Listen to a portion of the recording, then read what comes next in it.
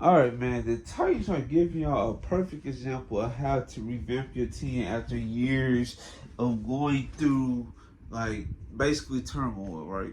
Like the last 3 years of the Titans has been like kind of disaster. You had to go through 2 years of having a tie down system, which is god awful, and basically had the same philosophy run pass. And then his passing concepts was very underwhelming. And then his favorite trick play was a play action. I forgot what it's called. Like a play action when you give it to running back, he throw it back, and that was his favorite play. I choose to forget that play because that play was very overused. Overused as a trick play is nuts.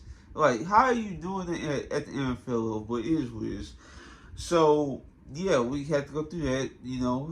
Upgrade at the offensive coordinator with Tim Kelly, but it had the same philosophy, run and pass, and we really did get to actually see the benefits of a Tim Kelly system because I feel like his passing concept was pretty good when we did pass the ball, but we didn't have enough time to protect that QB, whether it was Ryan Tannehill, Malik Willis, or Will Levis, or B, we was running the football on first down when he was like third and long situations. So yeah, hopefully next year y'all see the spray. That's my automatic spray. But yeah, hopefully next year is definitely going to be better because look at the additions we made so far. So let's go ahead and get to the Titans off season. So we have to get started and find a new coach because, like I said, we went through turmoil. Mike Vrabel, it felt like his voice was like very like it was getting like stale in the locker room. So the Titans decided to move on. They went through a list of candidates. They went through Bobby Swoley. They went through Mike McDonald. Brian Callahan was the first person they interviewed. And then they went through a couple of like retread coaches. Like I hope they did sign those type people. So they ended up going with the guy they interviewed first, and Brian Callahan, because they feel like he's a young mind. He coming from the Bengals system, which we all know how prolific their passing game is, and how efficient their passing game even looked with their backup QB. I forgot his name at the time of when Joe Burrow went down. It was still efficient, and they could still make the playoffs. So they ended up, like I said, hiring Brian Callahan. So him and Randy Carthon decided to fill out the staff. They was talking, and defensive coordinator was very important. So they ended up hiring Denard Wilson. Denard Wilson was the defensive backs coach for the Eagles when the Eagles went to the Super Bowl. Once the defensive coordinator went to the Cardinals, he was gonna be that person that was gonna be next in line to be a defensive coordinator. But the Eagles decided to go with somebody else. So guess what? He packed his bag, went right on to Baltimore, and guess what? He oversaw another great defense. And that defense was still because they had Geno Smith, Ronald Humphrey, and those guys, and they was performing at Kyle Hamilton. They was performing at elite level. I think that was the best defense in the league last year. And he garnered attention once again. Was Mike McDonald went to the Seahawks, so he garnered attention as defensive coordinator, and he like teams wanted him, and I'm glad the Titans was ended up sealing the deal and getting him on the staff. Then the offensive coordinator, I really wanted that running back coordinator, whatever they call him, because they say he was great at scheming up the run, and that can help like a guy like Brian Callahan, who's like focused on trying to create advantages in the passing game. I think his name like Sunfield or Sunfield or something like that. He was a running back coach for the Dolphins currently. But they ended up going with the guy named Holtz from the Jaguars. He's the offensive coordinator last year. So they went to work. So what they did was, first move they made was Tony Pollard. Like I wasn't like I kind of was surprised by this, but I wasn't at the same time. Because guess what? He fit the system. He's very elusive, and yeah, it was like it was definitely the right choice because I feel like Derrick Henry did not fit the system, and yes, they did talk to him possibly about return, but I don't think it worked out. Sign. I think it was Chidi Awuzie because I feel like, yeah, this is definitely a good signing because yes, he's a solid cornerback. He's not he's not going to make too many mistakes. But the problem with him and the problem that's been hampering him the last couple of years has been health, and that's why folks really didn't they liked the move, but they didn't really love the move. I can understand that from that front. So, down the line, it's still free agency, and guess what? We still need a receiver. It was a couple on the board, but the one that was like the best was on the board was Calvin Ridley. I did not expect to get him. And once I saw Ian Rappaport report when I was outside playing basketball, I'm like, we signed Calvin Ridley? How? Like I thought he was definitely gonna resign with the Jaguars, but he ended up not signing with the Jaguars because yes, they were offering the same amount of money, but they wasn't like that situation. It wasn't like, oh, we got your arms open up for you, we're gonna try and embrace you, stuff like that, we're gonna use you the right way. That wasn't the case last year because his route tree was very limited. He was mostly used as an X receiver, which means you're not gonna be used in motion a lot. That's because that's what I think they call it the Y, where he can just be in motion. His route tree not gonna be as limited as when he is as the X receiver. And yeah, it wasn't a good fit. And of course, he had problems himself because this is his first year back from the ban he had from the gambling incident. So yeah, he probably had some concentration drops and stuff like that. Maybe running the wrong routes and stuff, and it just wasn't the right vibe. So that's why Randy Carthon sold him on the thing was, oh, the Titans, we're gonna have an open arm environment for you. We're gonna try and embrace you, and we're gonna use the best as your ability. And that translated well to Calvin Ridley, which ended up helping us in the long run. Guess what? Another Alabama guy coming to the Titans. I'm an Alabama fan too. I'm excited for this. Hopefully, Calvin really have a best year. I feel like he's definitely gonna have the most yards on our team. We're gonna have 2 1,000-yard receivers. I can guarantee that. I feel like if they both stay healthy, I can guarantee we're gonna have 2 1,000-yard receivers, which is not impressive by today's standards, but trust me, if you know the Titans' history the last couple of years, this is very impressive. We haven't had that since maybe like 2021 when it was like Corey Davis and A.J. Brown. It's been a while. It's definitely been a while. And I don't even think they even got it because I think Corey Davis needed a couple more yards and he didn't get it. So, yeah. But yeah, we ended up signing Calvin Ridley. Then guess what? Right down the line, when Jerry Steve was still out there, teams like the Rams, the Colts, and teams like that, they was very interested in Jerry Steve. I made an Instagram post and said, get ready to pack your bags to Tennessee. And then like a couple weeks later, he ended up getting traded to Tennessee for like a 3rd and 7, something like that. The compensation was very like low for him because it was a contract situation. They either had to pay him or Chris Jones. It only made sense to pay Chris Jones because he killed in the Super Bowl. And it meant that he could win Super Bowl MVP and how he wrecked the game in that second half of against the 49ers. But yeah, and they got Trent McDuffie already. Now he definitely gonna have to adjust his role and having to travel against the best receiver. But I feel like he can handle it. He's not a slot only DB. He can definitely handle the outside receivers and stuff like that. So they trade him to Tennessee.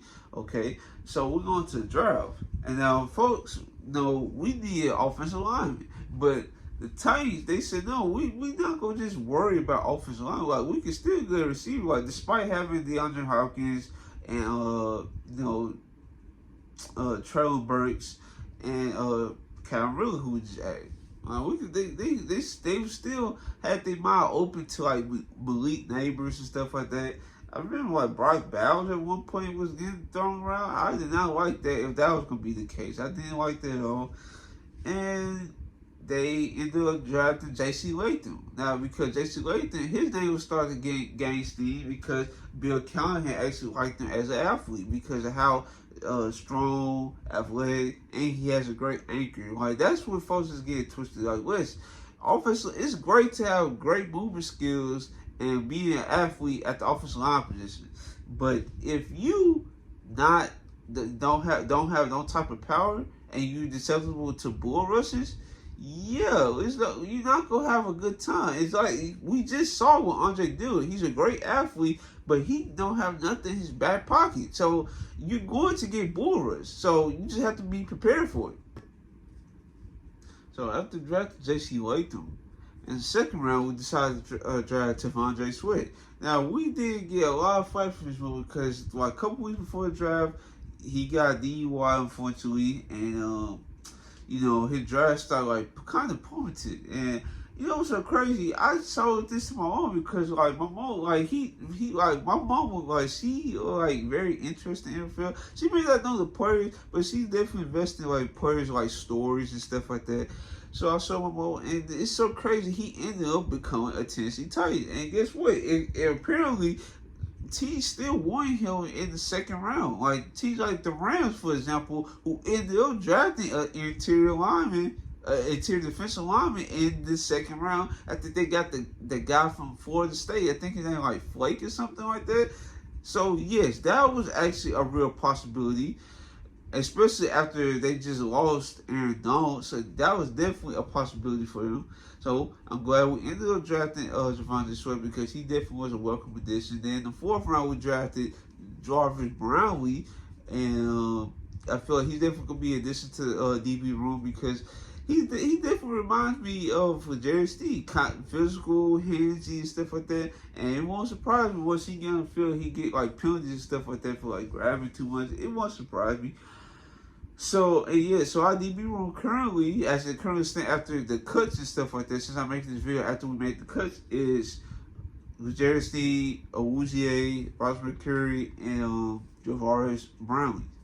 And we looking to probably add a fifth and sixth DBs, like once the waiver wire becomes available on the road today. But, yeah, they were drafting like Jackson, I forgot his name, Jaquan Jackson, something like that, from Tulane.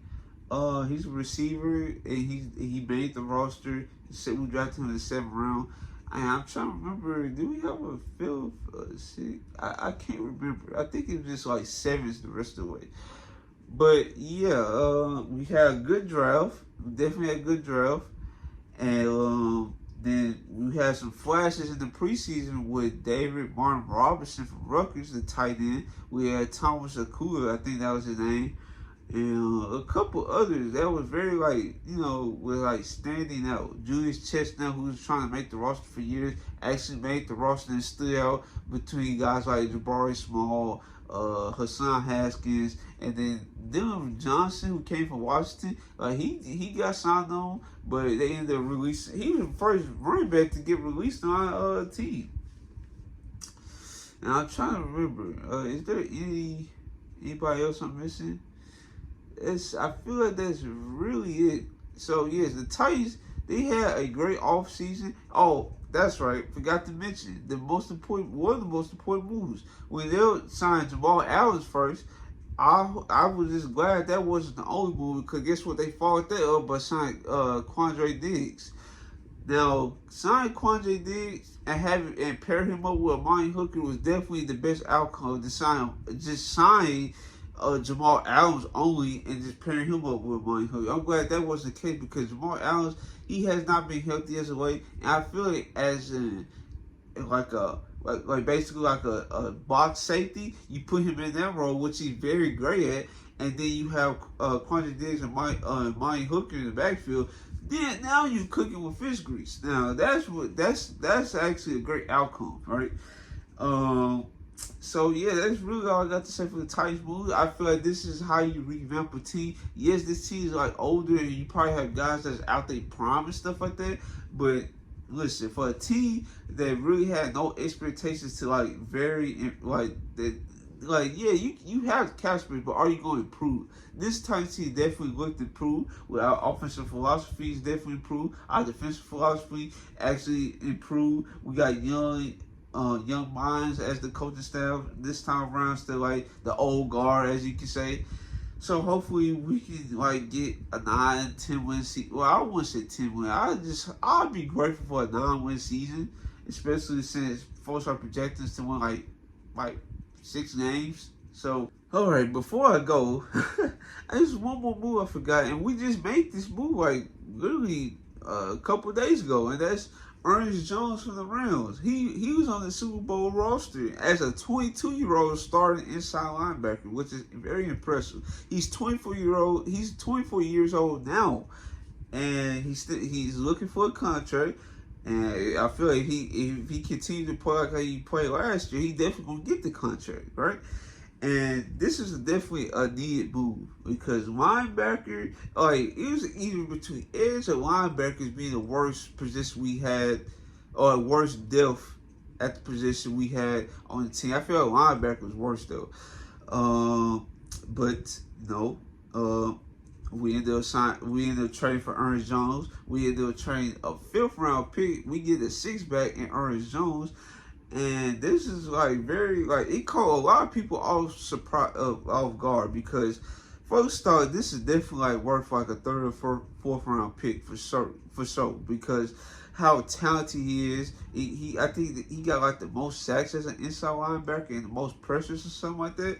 So this guy is obviously a great athlete in the run game and provide pressure as try to get pressure on the QB and stuff like that. And then he fits the system because we are, like I said, Norman Wilson, he come in with a system that's very aggressive and he likes the blitz. It definitely likes the blitz.